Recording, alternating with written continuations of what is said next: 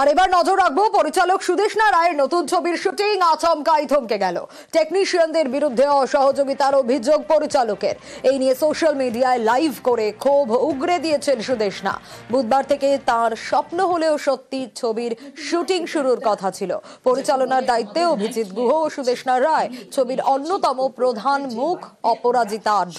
তবে প্রথম দিনেই থমকে গিয়েছে ছবির কাজ। পরিচালক জানান তার 20 বছরের পরিচিত প্রোডাকশন ম্যানেজার 12ই এপ্রিল হঠাৎই প্রজেক্ট থেকে বেরিয়ে যান। যারা আমার টিম, যাদের মধ্যে অনেকেই আছে যারা প্রায় 2 দশক ধরে আমার সঙ্গে কাজ করছে, তারা আসেননি।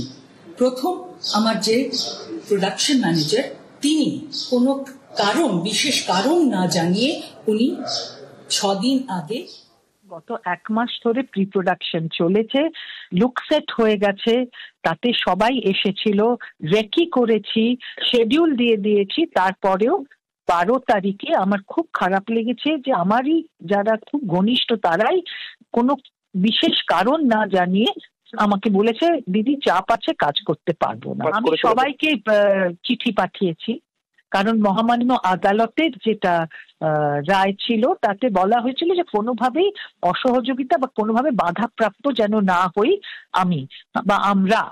তো সেই বাধাপ্রাপ্তই হয়েছি। ফেডারেশন বনাম পরিচালকদের সংঘাত কি এবার আরো একবার স্পষ্ট হলো? ফেডারেশনের প্রেসিডেন্ট স্বরূপ বিশ্বাসের বক্তব্য, তিনি কিছু জানেন না, অভিযোগ এলে খতিয়ে দেখবে ফেডারেশন। বিচারাধীন বিষয় মন্তব্য করব না, ফেডারেশনের প্রেসিডেন্ট স্বরূপ বিশ্বাসের এমনই বক্তব্য।